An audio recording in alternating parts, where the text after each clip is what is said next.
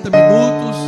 Nós temos aí o momento mais importante para ouvirmos a voz de Deus no livro de Marcos, Evangelho segundo Marcos. Temos já subejamente ensinado, foi o primeiro dos evangelhos.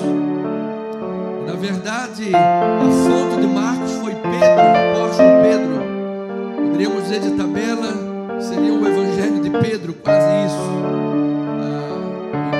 Mateus e Lucas usaram Marcos como sua base referencial. A maioria dos versículos de Marcos, se não 14 ou 15, não estão nos outros evangelhos. Todos os outros estão, ou como o evangelho mais antigo, tecendo a testemunha ocular o apóstolo Pedro. Nós escolhemos este evangelho para que fosse estudado. Depois vamos para outros livros, e depois mais lá para frente a gente vem para Mateus, enfim, e assim vamos seguindo, amém? Então, Marcos capítulo 13, versículo 14 a 19, o tema desta manhã: o mal terá o seu momento ápice no mundo, mas a vitória final é do povo de Cristo. Vamos fazer a leitura da palavra, versículos 14 a 19, é a descrição da grande tribulação. Nós cremos, nossa igreja crê que nós iremos sim entrar na grande tribulação. Nós vamos entender mais e mais esse contexto à medida que começamos hoje a tratar deste versículo. Assim diz a palavra do Senhor: quando pois virdes o abominável da desolação, situado onde não deve estar, quem lê entenda. Então os que estiverem na Judéia fujam para os montes. Quem estiver em cima do eirado, não desça nem entre para tirar da sua casa alguma coisa. E o que estiver no campo, não volte atrás para buscar a sua casa. Ai das que estiverem grávidas e das que amamentarem naqueles dias. Orai para que isso não suceda no inverno, porque aqueles dias serão de tamanha tribulação como nunca houve desde o princípio do mundo que Deus criou até agora, e nunca jamais haverá. Que esta palavra edifique, abençoe e enriqueça a tua vida espiritual. Vamos orar a Deus, vamos pedir a Deus que fale através do pregador. Senhor amado, Pai eterno, maravilhoso, bendito, abrir a tua palavra e pregar, e falar do amor e da graça, e falar da palavra profética que admoesta e exorta. É um privilégio, é uma honra, é uma responsabilidade e uma alegria muito grande. Então, Senhor, sabemos o que está em jogo neste momento. São almas, são vidas. Nós não andamos sonolentos, nós queremos andar atentos, vigilantes. Os dias são maus, mas nós sabemos, Pai, da tua soberania e controle sobre todas as coisas. E quando está a tua igreja, estará ali também a tua presença e a tua manifestação, até que venha o grande dia do Senhor.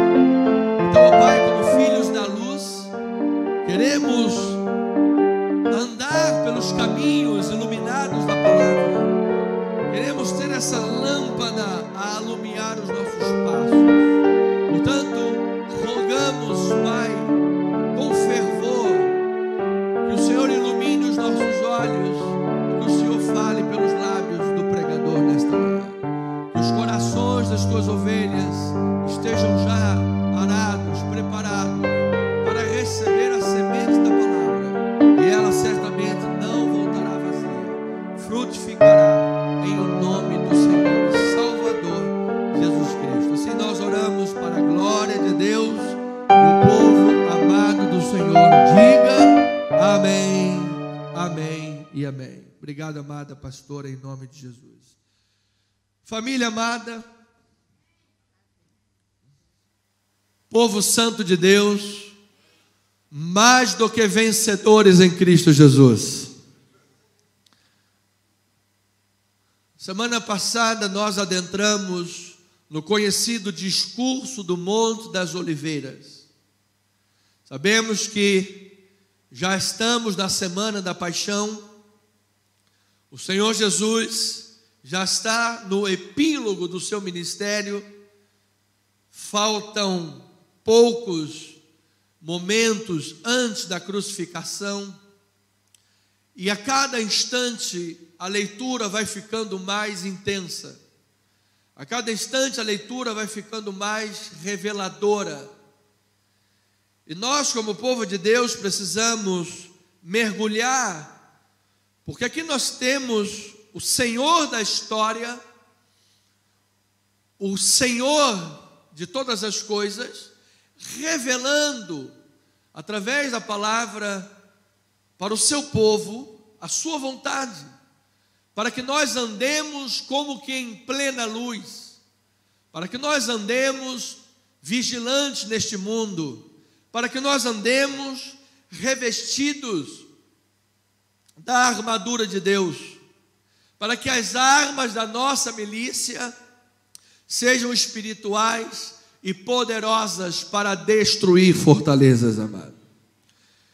Então, nesse discurso é desenvolvido o tema da Semana da Paixão, que é a improdutividade da nação, que foi comparada com a figueira.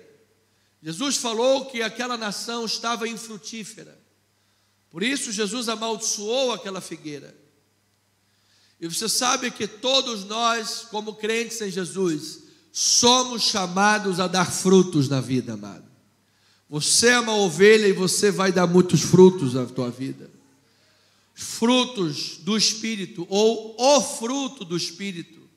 Eu declaro na minha, na tua vida, na tua casa, na tua família, nos teus planos, nos teus sonhos, o amor de Deus transbordante em todas as coisas.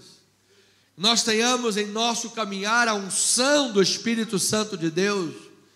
Nós tenhamos em nossa vida a direção de Deus, amados, em dias em que nós vivemos uma torre de Babel, como um buffet. Você tem lá muitas opções nesse mundo, muitas línguas, muitas vozes, muitas doutrinas, muitas coisas, e é necessário que o povo de Deus ande em plena luz para a glória do Senhor.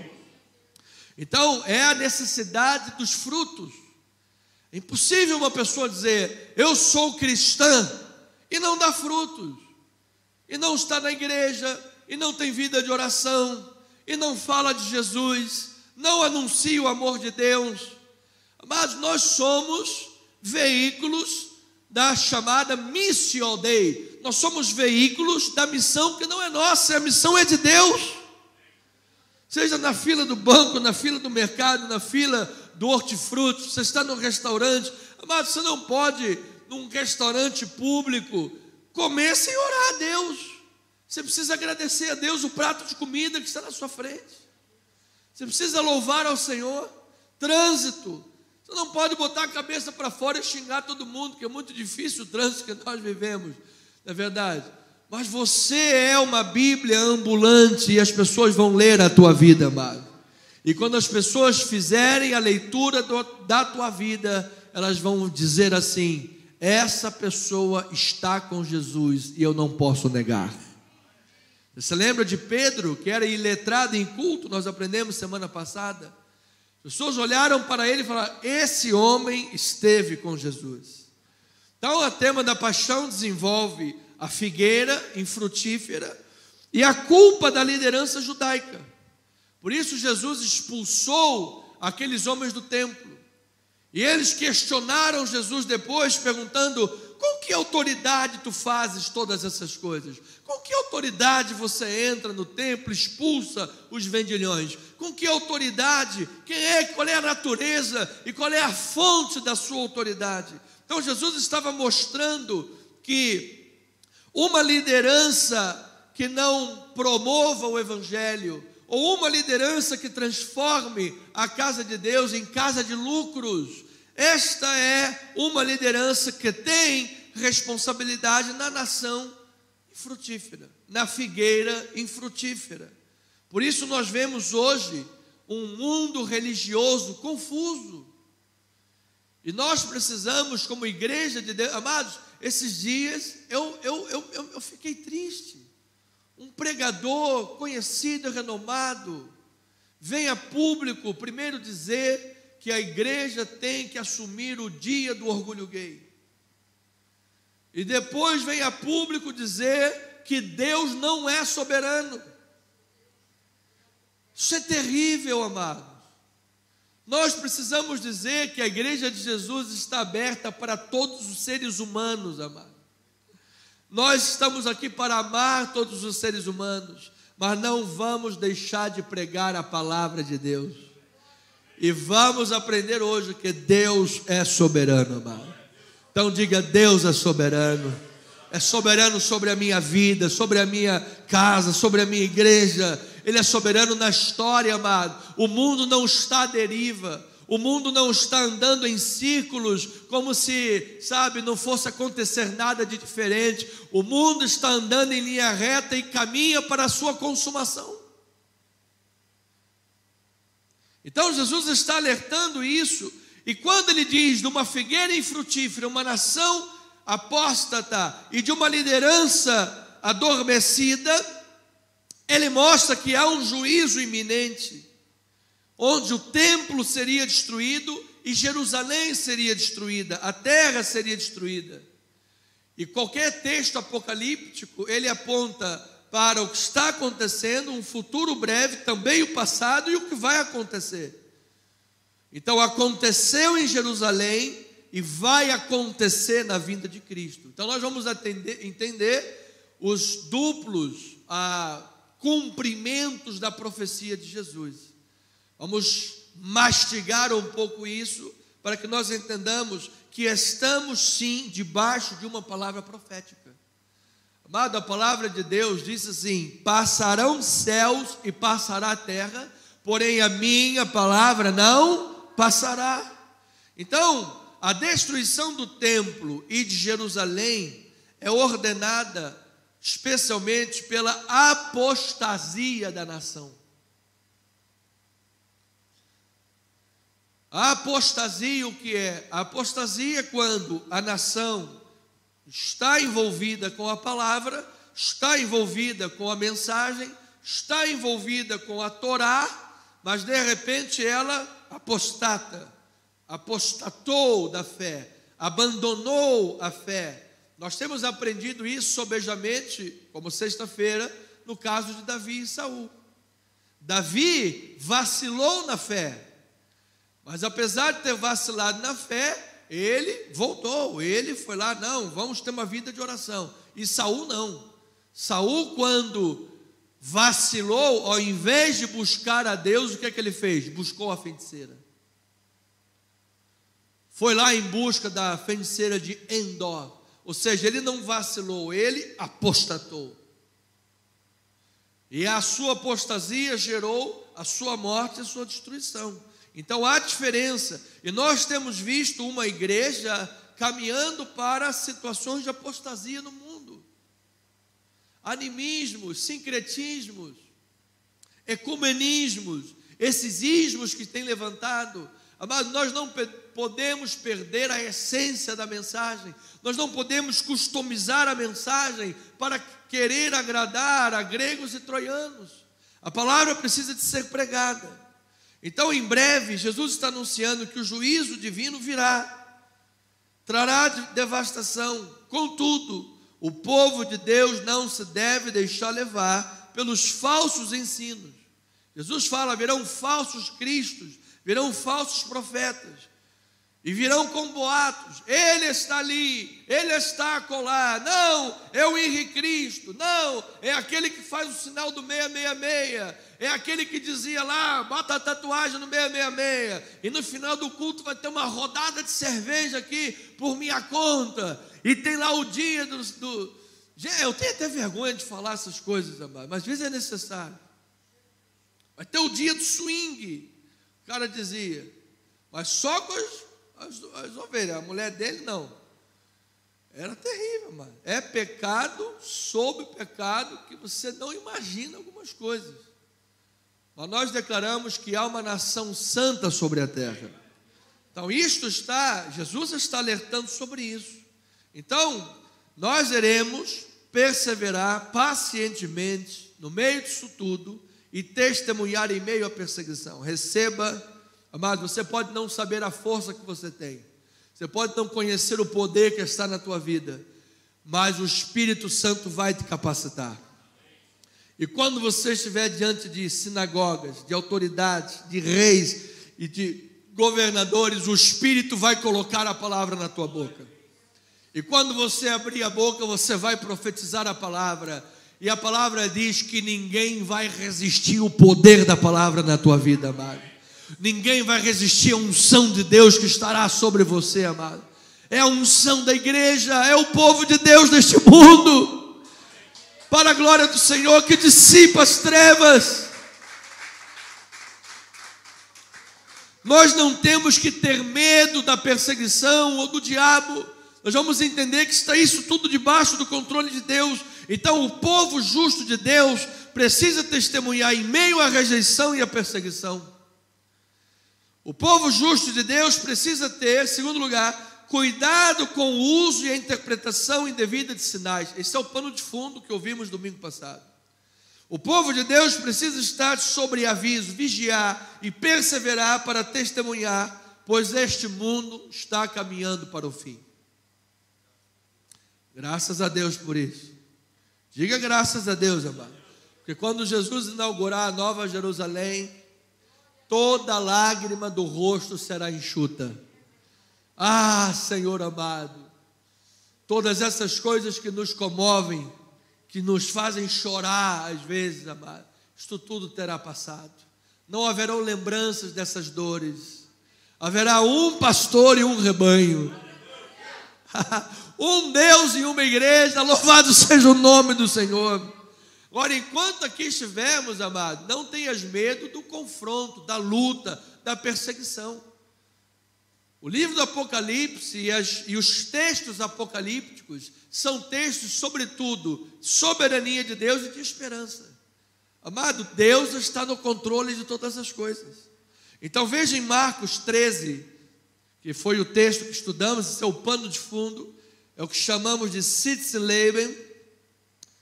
Diz assim a palavra: no Monte das Oliveiras, defronte do templo, achava-se Jesus assentado quando Pedro, Tiago, João e André lhe perguntaram em particular. O versículo 4 é o ponto fulcral dessa perícope.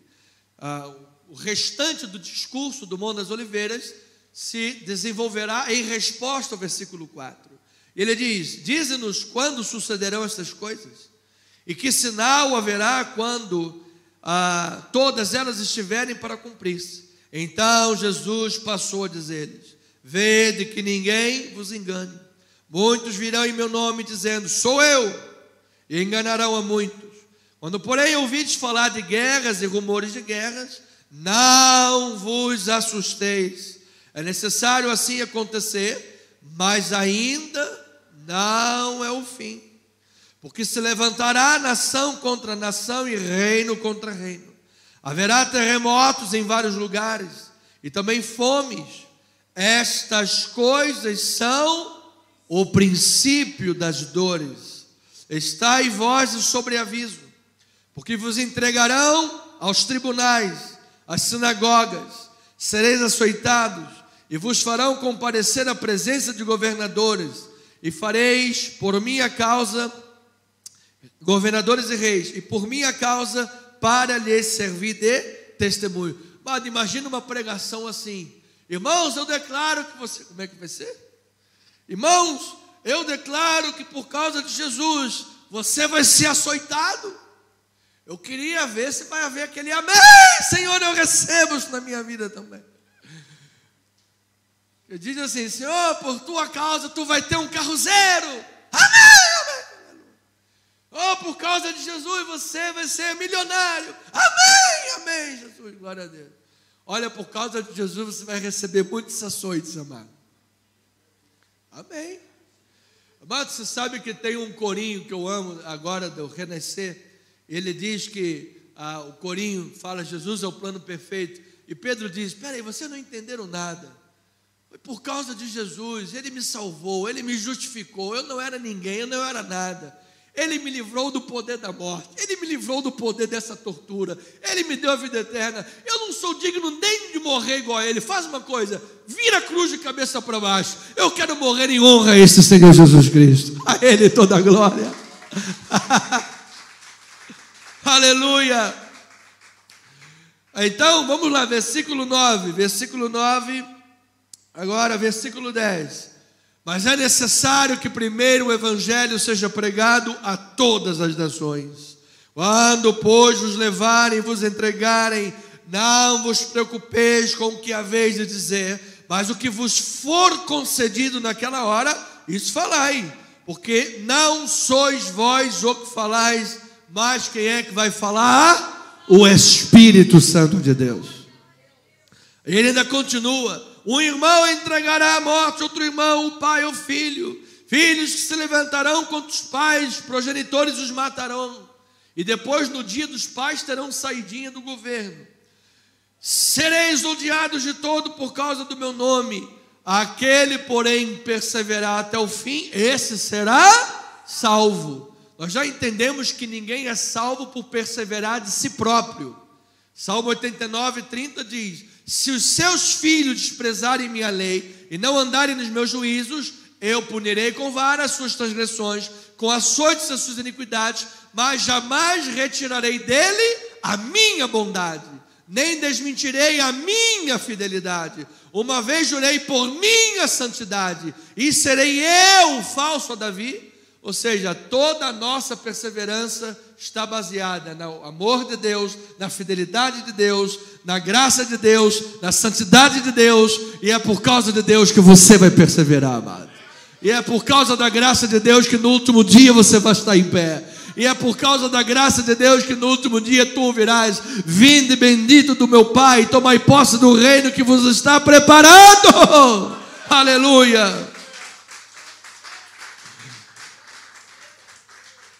Então, amados, os temas apocalípticos estão sendo tratados por Jesus.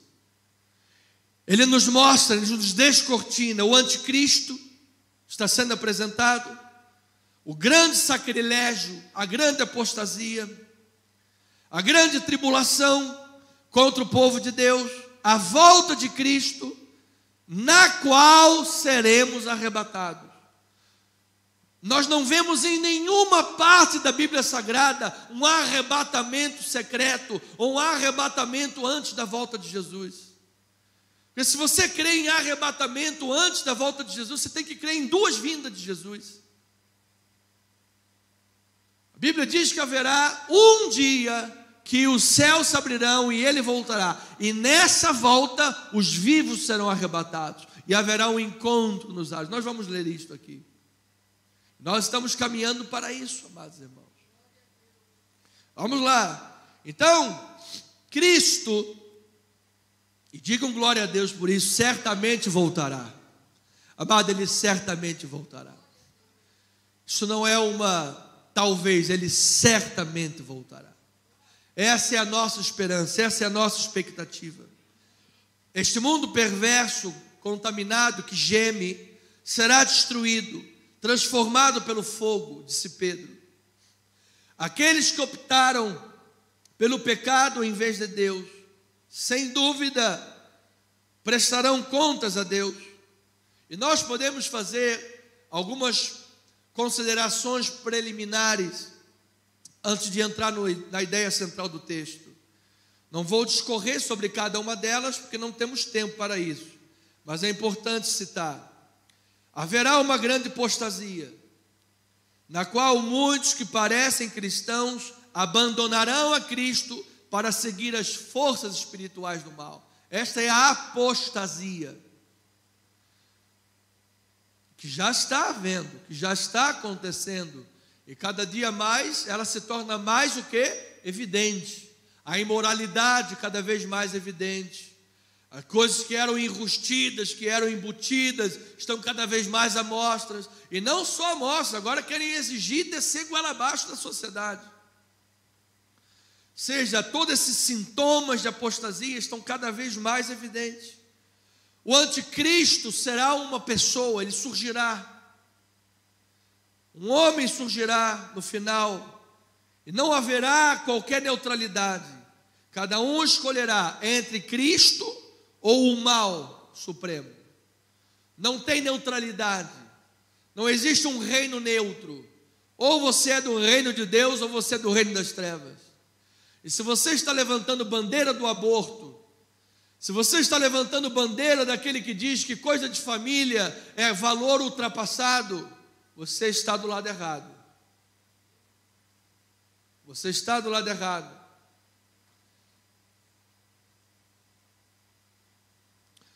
Perseguição terrível estará acontecendo e caracterizará o período final da história. Jesus disse: não houve nenhum dia e nem haverá. Ou seja, o que Jesus estava falando aconteceria em Jerusalém, mas excederia o ano 70, quando Jerusalém seria destruído. Ele disse: não vai haver nenhum dia na terra como esse.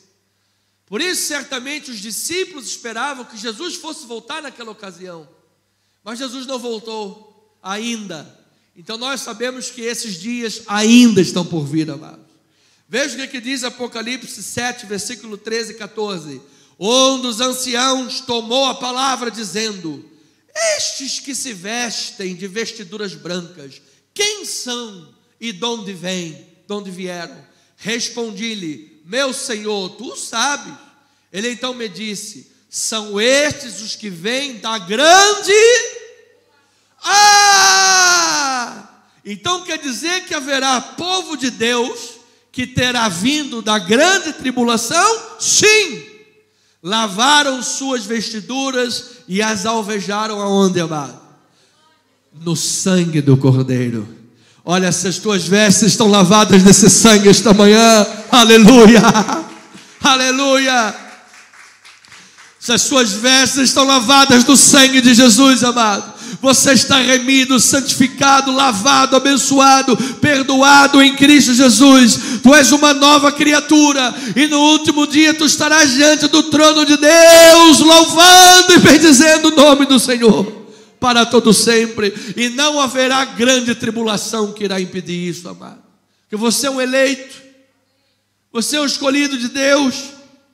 Então a volta de Cristo é um acontecimento imutável e inevitável, que encerrará a história do mundo, como conhecemos hoje, contaminado e gemendo pelas dores do pecado. Na parúcia, ou na segunda volta de Cristo Jesus, os santos serão arrebatados para encontrar-se com Ele nos ares e participar da sua vitória. Essas são as condições preliminares necessárias para a igreja saber. Em 1 Tessalonicenses, vamos lá abrir a palavra do Senhor, você também pode acompanhar no telão da igreja. Louvado e engrandecido seja Cristo. Capítulo 4, versículo 13 e 18, diz assim: não queremos, porém, irmãos, que sejais ignorantes com respeito aos que dormem, para não vos entristeceres como os demais que não têm esperança. Quem é que tem esperança da volta de Cristo aqui, amado? Aí ele diz: pois se cremos que Jesus morreu e ressuscitou, assim também Deus, mediante Jesus, trará em sua companhia os que dormem. Ora, ainda vos declaramos por palavra do Senhor isto: nós, os vivos, os que ficarmos até a vinda do Senhor, de modo algum precederemos os que dormem. Porquanto o Senhor mesmo, dada a sua palavra de ordem, ouvida a voz do arcanjo e ressoada a trombeta de Deus, o que fará? Descerá dos céus, e os mortos em Cristo ressuscitarão primeiro. Depois nós, os vivos, os que ficarmos, seremos o quê? Arrebatados juntamente com eles entre nuvens para o quê? O encontro do Senhor nos ares. Ou seja, não haverá um momento aí de sei lá quantos anos, um primeiro, não, amado. Eles vão ressuscitar primeiro com Cristo, virão com Cristo na nuvem, que é a Shekinah de Deus, e nós, os vivos, seremos arrebatados, e haverá um encontro. E quando Jesus está voltando, a gente vai falar: oh, seu Leôncio, tudo bom, seu Leôncio? Oh, seu Antônio, como vai o senhor, seu Antônio? Oh, vovó Irene, que maravilha. E haverá um grande gozo, uma grande alegria, e nós participaremos da vitória do Cordeiro de Deus. Louvado seja o Senhor, aleluia. E assim estaremos para sempre com o Senhor. E Paulo ainda diz, ora, versículo 18: consolai-vos, pois, uns aos outros com estas palavras. Mas que teu coração esteja aí consolado por Deus. Talvez algum ente querido já partiu para o Senhor, alguém que tu amava, sente falta aí da tua convivência, certamente está vivo na companhia do Senhor, e naquele grande dia, na grande vitória do povo de Deus, estaremos todos juntos. Estaremos todos juntos. Então, a ideia central do texto é que o mal terá o seu momento ápice. Sim, isso não há dúvidas. Haverá um momento no mundo que o mal terá o momento ápice. Vai provocar uma devastação terrível. Mas a igreja de Cristo, ouça a voz de Deus. Deus é soberano. A destruição das forças das trevas é garantida. Assim como a volta de Cristo é garantida. Quando todos os santos serão reunidos na ressurreição para a glória de Deus. Então, se o mundo está ruim, eu lhe digo uma coisa, ainda vai piorar, amado. Ainda vai piorar. As pessoas dizem assim: o melhor de Deus está por vir, o melhor de Deus está por vir. Eu canto assim, ó: o melhor de Deus já veio, e tem 2000 anos atrás que isso aconteceu. Agora o mundo, Jesus veio na plenitude dos tempos. O mundo é como um fruto. A plenitude dos tempos está o quê? Maduro. E depois que passou a plenitude do tempo e o fruto está lá na árvore, o que vai acontecendo com o fruto? O que aconteceu com a sua manga, irmã Socorro? Ah, porque ficou muito tempo lá envolvidinha no jornal. Amada ia trazer aquele suquinho de manga para mim, não trouxe. Amada, poxa. Estou brincando, a amada trouxe na outra semana aquele suquinho de manga, não durou 2 minutos, amado. Louvado seja Deus. Traga um pouquinho mais, porque agora tem outra fã aqui do suco de manga. Nós somos muito gratos, amados, em nome de Jesus. Então é o que acontece, o fruto, ele vai apodrecendo. Mas a vitória será sempre do povo de Deus. Agora, o mal terá o seu momento ápice no mundo, mas Deus é supremo sobre as forças do mal.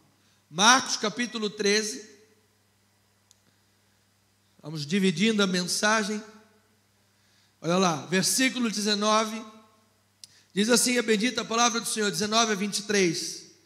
Porque aqueles dias serão de tamanha tribulação, como nunca houve desde o princípio do mundo, que Deus criou até agora, e nunca jamais haverá. Olha lá, não tivesse, olha a supremacia e a soberania de Deus sobre as forças do mal. Não tivesse o Senhor abreviado aqueles dias, e ninguém se salvaria. Esse se salvaria, nessa tradução bíblica, está um pouco menos boa. Há traduções melhores. A tradução da NVI diz: ninguém sobreviveria. Porque essa salvação não quer dizer salvação da eternidade em primeiro lugar. Sobreviveria, ninguém sobreviveria. E quando Jesus voltar, o que ele vai fazer? Ele vai reunir dos 4 cantos de leste a oeste, o céu, das extremidades, os eleitos. Se os dias continuassem, não tinha ninguém para reunir. Morreu todo mundo. Aí ele continua dizendo: mas por causa dos eleitos que ele escolheu, abreviou tais dias. Versículo adiante: então, se alguém vos disser: eis aqui o Cristo, ei-lo ali, não acrediteis, pois surgirão falsos cristos e falsos profetas, operando sinais e prodígios, para enganar, se possível, os próprios eleitos. Estai vós, pois, de sobreaviso, tudo vos tenho predito. Então a soberania de Deus, amados, é o tema principal dos textos apocalípticos. E quando nós olhamos assim, e gente, o mal está avançando, onde está Deus? Onde está Deus no mal? Onde está Deus no tsunami? Onde está Deus nesse problema? Onde está Deus? No controle de todas as coisas. Onde sempre esteve, governando, soberano. O controle de Deus é absoluto, amado. E lhes digo mais, o mal está rumando para a destruição. Você se lembra o que está escrito em Apocalipse, capítulo 12, versículo 12?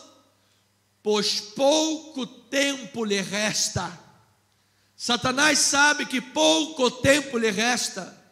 E não pense que Satanás está lá de um lado, com o tridente, a cabeça vermelha, o chifrinho, o rabinho de seta, a pata rachada, saindo fumaça do nariz, e Deus está, para onde eu vou? Socorro! Não existe isso, amado. Você sabe como é que a besta, Satanás, o diabo, o inferno e o capiroto e tantos mais vão ser destruídos quando Jesus voltar? Um sopro da sua boca, amado. Se Deus usasse a sua força toda poderosa, não haveria nem guerra, amado. Deus é soberano. Ele está no absoluto controle da tua vida. Ele está no absoluto controle da história. Nós é que às vezes temos a impressão de que o nosso mundo é controlado pelo mal. O mal não tem o controle. O diabo não é senhor nem do inferno. O diabo não é senhor do inferno. O diabo não manda em nada. A pior coisa do inferno não será a presença do diabo. A pior coisa do inferno será a ausência da presença amorosa de Deus. Porque não haverá mais misericórdia. Mas a Bíblia diz que sempre depois da tempestade vem verdadeiramente a bonança. Satanás não tem verdadeira bonança para o seu povo, para o povo de Deus. Só quem tem bonança é aquele que está no controle. Então, no meio dessas tempestades da vida, amado, Deus está no controle, Ele está no teu barco. Haverá bonança nos teus dias, haverá paz, amado. A paz do cristão é ultra circunstancial. A paz do cristão não depende da Rússia, não depende da Ucrânia. A paz interior do cristão, amado, não depende do mundo. A tua paz não vem de questões humanas. A tua paz vem do autor da paz. A tua paz vem de Deus. A tua paz é Deus. É Ele a garantia da tua paz. É Ele a segurança da tua salvação. É nele que os teus olhos estão postos. Santo Senhor. E é assim que o profeta Isaías disse, para que haja o quê? Lá em versículo 9, 6, um menino nasceu, um filho se nos deu, o governo está sobre os seus ombros, o seu nome será maravilhoso, conselheiro, pai da eternidade, príncipe da paz, para que se aumente seu reino e haja paz sem fim, para toda a eternidade, amado. Amado, quando Deus está no controle, Deus está no controle, amado. Nós é que precisamos entender isso. Senhor, eu recebo esta paz. É uma relação de pessoas limitadas, pessoas que têm olhos, que veem o fenômeno, as questões fenomenológicas, e um Deus atemporal, um Deus Senhor de todas as coisas.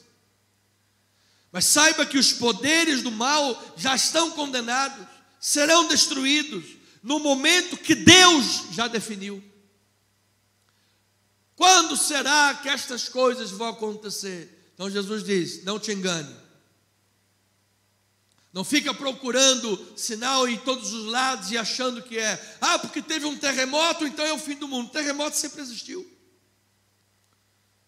Primeiro século, as igrejas da Ásia Menor sofriam de terremotos. Fome, nos dias de Abraão já existia. Houve fome nos dias de Abraão em toda a terra. Foi Isaac a Gerar, avistasse com Abimeleque, rei dos filisteus. Disse o Senhor, não desça ao Egito, fica na terra que eu lhe disser. Então nós precisamos entender que há um contexto apocalíptico, há sinais gerais que nós precisamos observar, coisas específicas, e é isso que estamos vendo culto a culto, para entender e saber e já dizer de antemão, Cristo voltará o mal será destruído, a igreja será levada em glória, os mortos ressuscitarão e estaremos para sempre com o Senhor Jesus. Para a glória de Deus. Veja Apocalipse, capítulo 6, versículos 9 a 11. Diz assim: quando ele abriu o quinto selo, vi debaixo do altar as almas daqueles que tinham sido mortos por causa da palavra de Deus e por causa dos testemunhos que sustentavam. Aleluia, amado. Isto aqui é lindo demais. Por causa do testemunho que você sustenta, amado, muitos de nós seremos martirizados. Mas ele continua dizendo, versículo adiante: clamaram em grande voz dizendo: até quando? Olha lá, ó soberano Senhor. Amado, você vai ficar com a palavra desse herético que diz que Deus não é soberano, ou você vai ficar com a palavra de Deus que diz que Deus é soberano, amado? Não tenhas medo de pregar a verdade, não tenhas medo de falar a verdade. Ele é soberano. Ó soberano Senhor, santo e verdadeiro, não julgas nem vingas o nosso sangue dos que habitam sobre a terra. Então a cada um deles foi dada uma vestidura branca.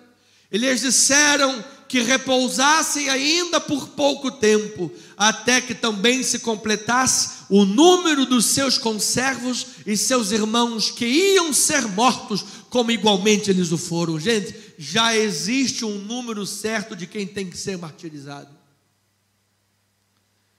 E quando aquelas almas estavam clamando: ó soberano, o Senhor não vai julgar a nossa causa?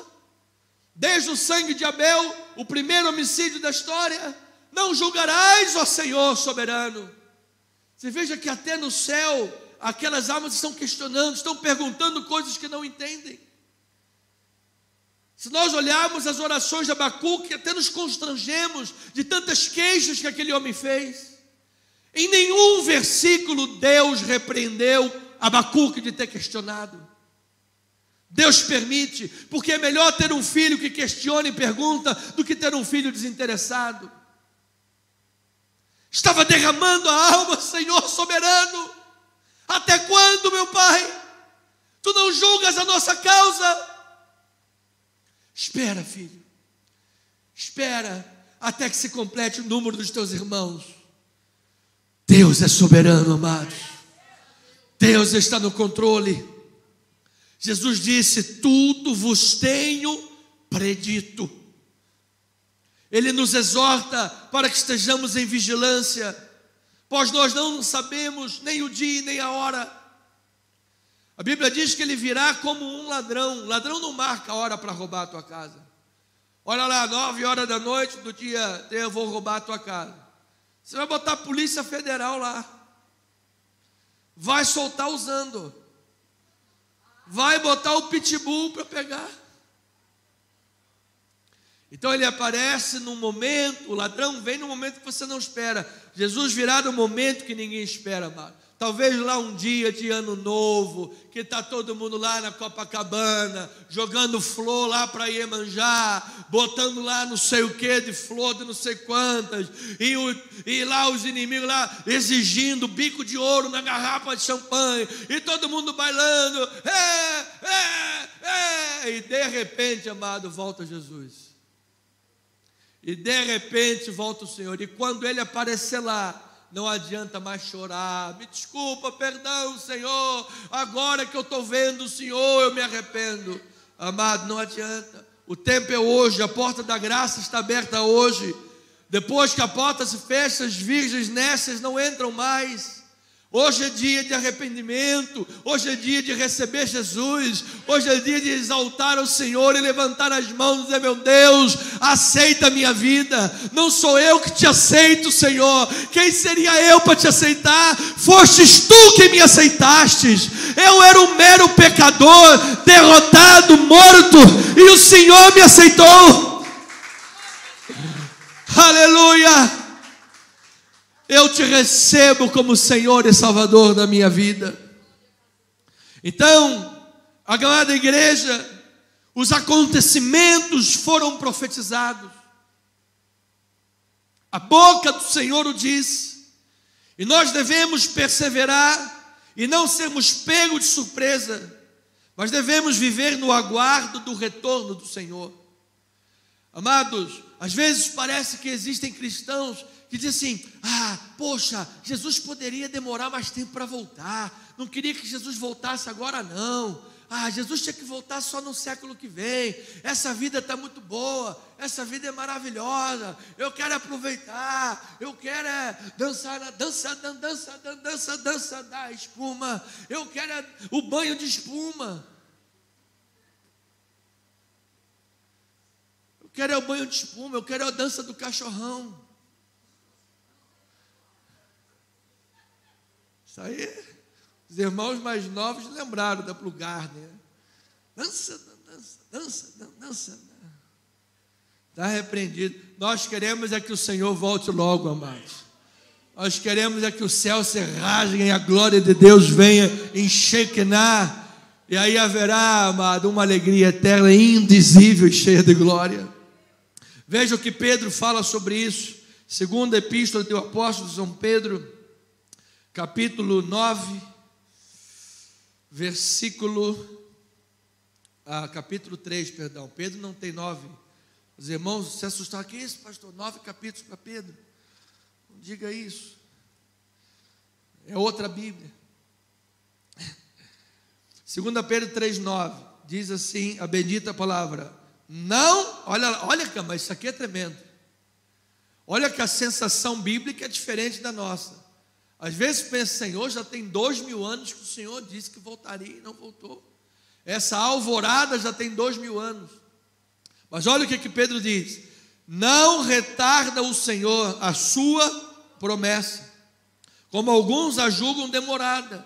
Pelo contrário, Ele é longânimo para convosco, não querendo que nenhum se perca, nenhum pereça, senão que todos cheguem ao arrependimento. Versículo 10: virá, entretanto, como ladrão, o dia do Senhor, no qual os céus passarão com um estrepitoso estrondo, e os elementos se desfarão abrasados.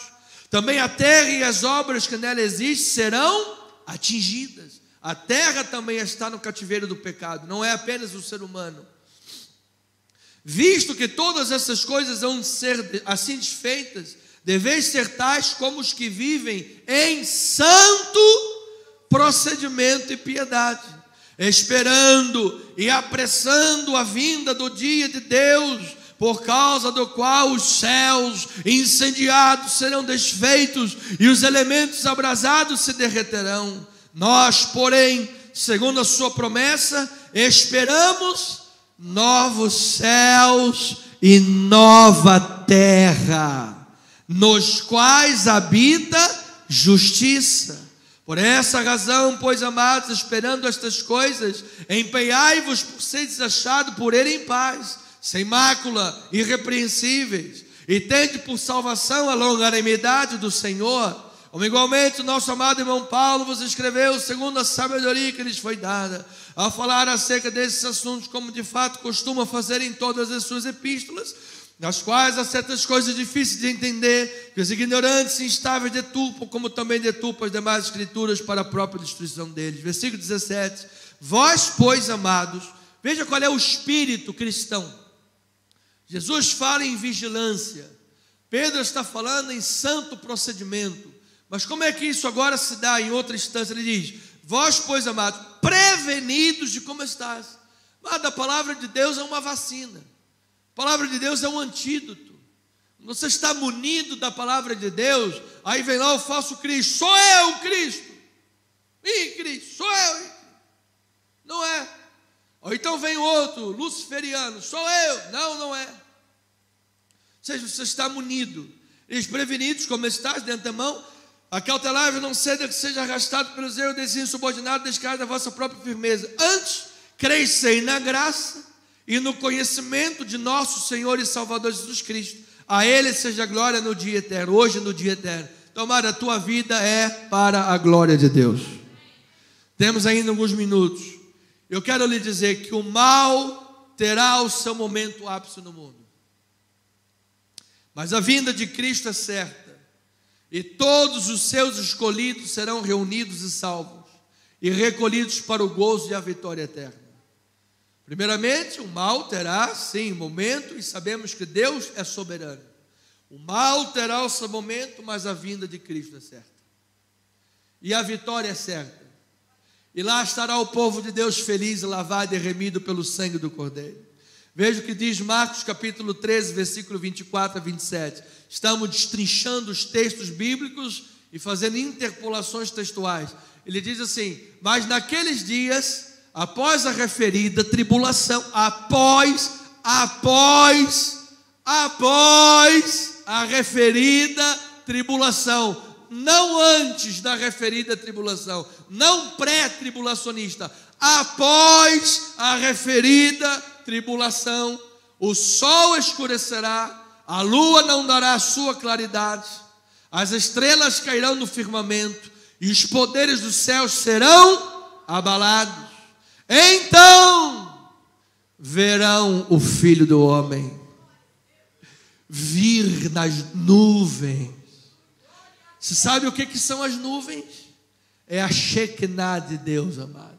São aquelas nuvens do Monte Tabor, onde Jesus estava lá com seus discípulos, Pedro e João, e estavam lá, Jesus transfigurado com Moisés e Elias, e aqueles homens estavam lá, e de repente veio uma nuvem que cobriu tudo, para que eles não perdessem a visão e não ficassem olhando para outras coisas, e olhassem só Jesus, e olhassem só a glória de Jesus. E quando a Shekinah de Deus desce, é isso que nós vemos, amado, é isso que os nossos olhos veem. Nós paramos de olhar até a tribulação. Hoje dizem-nos os historiadores, que homens de Deus foram entregues à fogueira, e quando estavam sendo queimados, eles louvavam a Deus. Enquanto estavam sendo comidos pelos leões, eles louvavam a Deus. Antes de perder a cabeça, eles louvavam a Deus, porque quando a Shekinah de Deus está em nossas vidas, nós só temos olhos para a glória de Deus. Aleluia!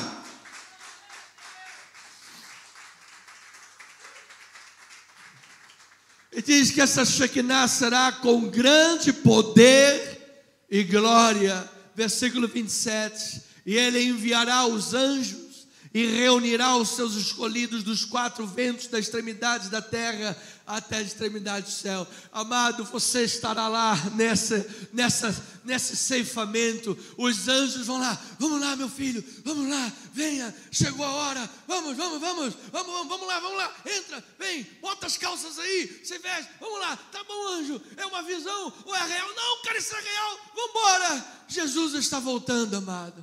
É o dia da glória de Deus. Esse dia está próximo.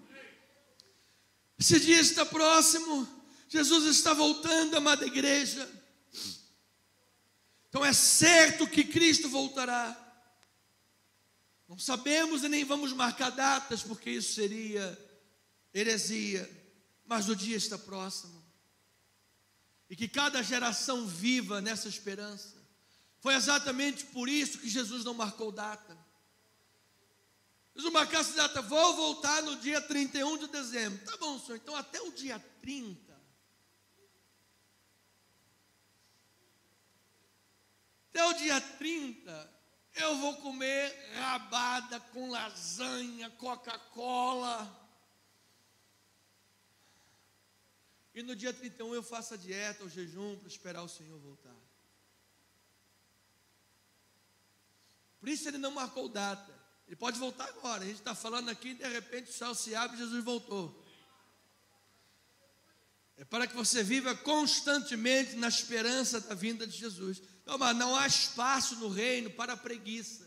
Não há espaço no reino para uma vida humana, carnal, uma vida secular. Você é cristão todos os dias da sua vida, amado. É isso que o texto vem aplicar ao coração da igreja. Então não basta o cristianismo nominal, é preciso viver a obediência diária.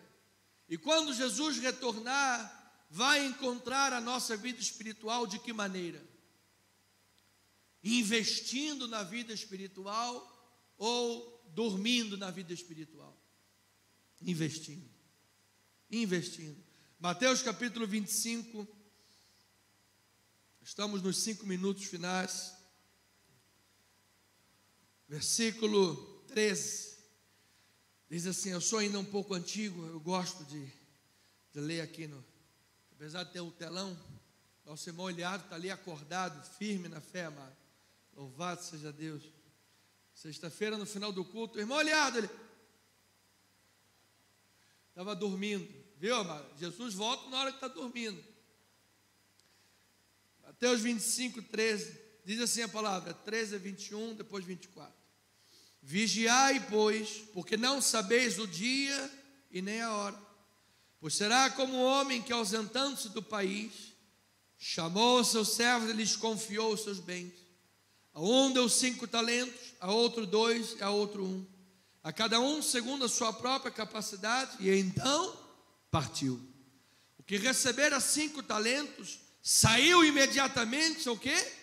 Negociar, e ganhou outros 5. Do mesmo modo, vamos até o 21. O que recebera 2, ganhou outros 2. Mas o que recebera 1, saindo, abriu uma cova e escondeu o dinheiro do seu senhor. Depois de muito tempo, voltou o senhor daqueles servos e fez o quê? Ajustou contas com eles. Então, aproximando-se que recebera 5 talentos, entregou outros 5, dizendo, Senhor, confiaste-me 5 talentos, eis aqui outros 5 talentos que ganhei. Disse-lhe o Senhor, muito bem, servo bom e fiel, foste fiel no pouco, sobre o muito te colocarei, entra no gozo do teu Senhor. Está lá você, amado, ouvindo isto, amado. Receba esta palavra, estará em nome de Jesus a tua casa, a tua descendência, estará lá a nossa igreja, estarão lá todas as igrejas que são fiéis a Deus, estarão lá todos os fiéis que amam a Jesus, estarão lá todos os filhos de Deus, de todas as extremidades da terra e do céu, que foram reunidos pelos anjos, os escolhidos do Senhor, entregando lá os 5 talentos, dizendo, Senhor, obrigado por todas as suas bênçãos. Aleluia. Aleluia. Agora olha o versículo 24, amados. Chegando por fim o que recebera 1 talento, disse, Senhor, sabendo que és homem severo, que ceifas onde não semeaste e ajuntas onde não espalhaste, receoso, escondi na terra o talento, aqui tens o que é teu. Eu vejo que ele tinha lá preparado uma defesa. Amados, os homens têm as suas defesas. Pode descondenar o cara para ser presidente, mas do juízo final ninguém vai escapar, amado. A justiça do homem é falha, mas a justiça de Deus não falha. Respondeu-lhe, porém, o Senhor, servo mau e negligente, sabias que ceifa onde não semeei, ajunto onde não espalhei, cumpria, portanto, que entregasse o meu dinheiro aos banqueiros, e eu, ao voltar, receberia com juros o que é meu. Você não disse que eu sou severo? Você não disse que eu sou isso e aquilo? Então você tinha que ter entregado meu dinheiro ao banqueiro. Ou seja, a sua lógica está errada. Tirai-lhe, pois, o talento e dai-o ao que tem 10. Porque todo o que tem se lhe dará, e terá em abundância. Mas ao que não tem, até o que tem lhe será tirado. E o servo, olha isso, rapaz, que gente, coisa tremenda. Franz Schaeffer diz que tem gente que apaga o inferno para tornar o evangelho mais bonito. Amado, é impossível tornar o evangelho mais bonito. O evangelho é lindo do jeito que é. Você vai ver que ele é tão lindo se você crê em Jesus. Agora, se você rejeitar a palavra, você vai descobrir do pior jeito. Servo inútil, lançai-o fora para as trevas, e ali haverá choro e ranger de dentes. Então, amada igreja, eu termino com duas colocações. As expressões do texto básico: não tivesse o Senhor abreviado esses dias, ou para enganar, se possível, os próprios eleitos de Deus, nos mostram duas coisas. Em primeiro lugar, Deus é soberano. O mal pode ter o seu ápice, o anticristo pode agir do jeito que for, você vai ver como é que ele vai agir. É um cachorro na coleira de Deus, e tadinho do cachorro. Imagina o cachorro caramelo, não é verdade? Tem até pena de comparar com o cachorro. Não, tadinho do cachorro, cachorrinho, bichinho. O bichinho, é um cachorro na coleira de Deus. Porque Deus é soberano. Se Deus não abreviasse os dias, não sobreviveria ninguém para que fosse reunido. A história está nas mãos de Deus. Se possível, amado, Deus cuida de nós, soberanamente nos protege, como no ato de selar. Você sabe que você foi selado pelo Espírito Santo de Deus, amado? Você foi selado, amado. Você foi selado. No dia da eternidade há um penhor, há um bem na tua vida que é o Espírito Santo. O teu lugar é a glória de Deus, amado. Então veja o que Apocalipse 7, versículos 2 a 4, ele diz assim: vi outro anjo que subia do nascente do sol, tendo o selo do Deus vivo, e clamou em grande voz aos quatro anjos, aqueles aos quais fora dado fazer dano à terra e ao mar, dizendo: não danifiqueis nem a terra, nem o mar, nem as árvores, até selarmos na fronte os servos do nosso Deus. Então ouvi o número dos que foram selados, que era 144 mil, de todas as tribos. Antes de ler o próximo, 144 mil, são 12 mil de cada tribo de Israel, das 12, 12 vezes 12, 144 mil. 144 mil, na cultura hebraica, os números 3, 7, 10 e 12 eram números de perfeição, números de completude. E como ele está falando aqui dos filhos de Deus, ele usa os 12 para se comparar com as 12 tribos de Israel. Então aqui nesses 144 mil, não é que tenha 144 mil pessoas, são todos os filhos de Deus em toda a terra, amado.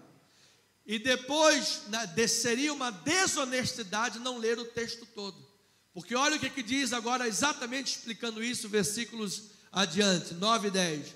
Depois destas coisas vi, e eis o que? Grande multidão que ninguém podia enumerar. E lá estamos nós, amados. Lá está a igreja. Aleluia.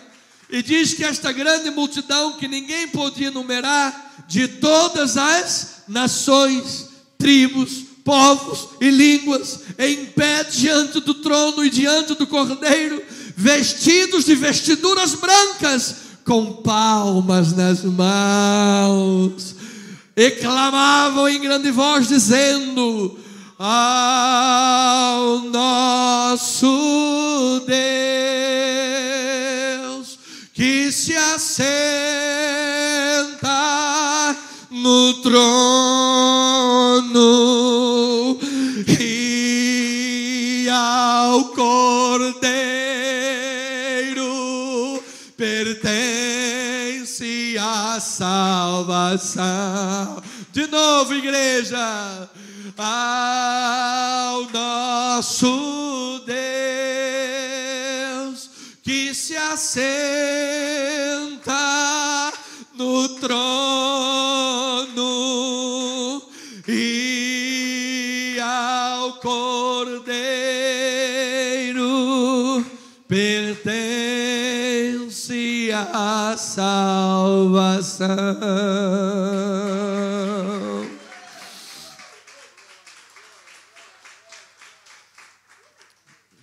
Ele é soberano.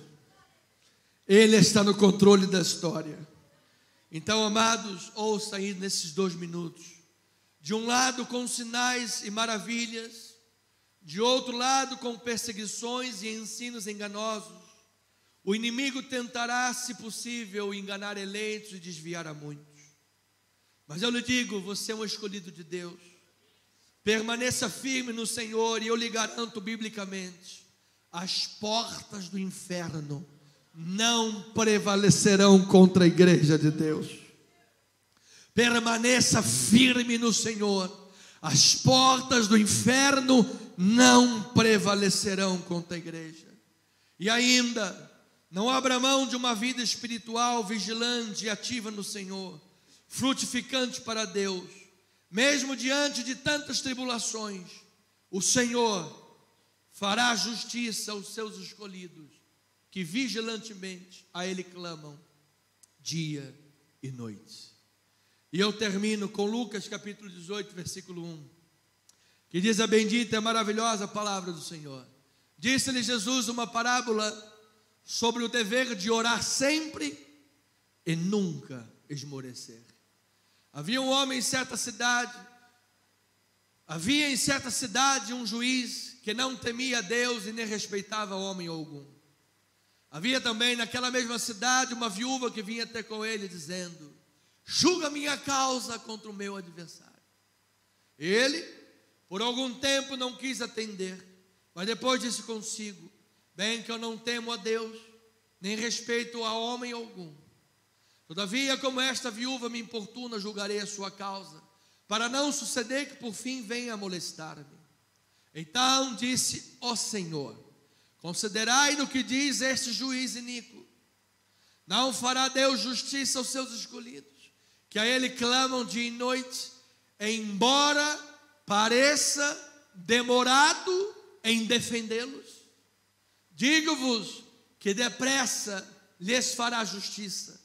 Contudo, quando vier o Filho do Homem, achará porventura fé na terra? Que esta manhã seja manhã de fé no coração da igreja. E fé é permanecer ativo. Fé é permanecer vigilante. Fé é permanecer clamando ao Senhor.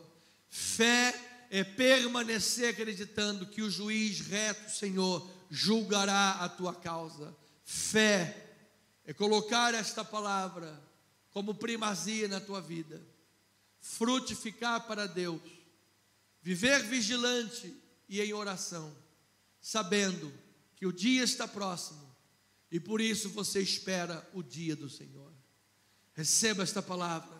Pastora amada, venha no nosso teclado. Vamos terminar esta reunião. Estenda suas mãos para os céus. Vamos louvar, vamos orar.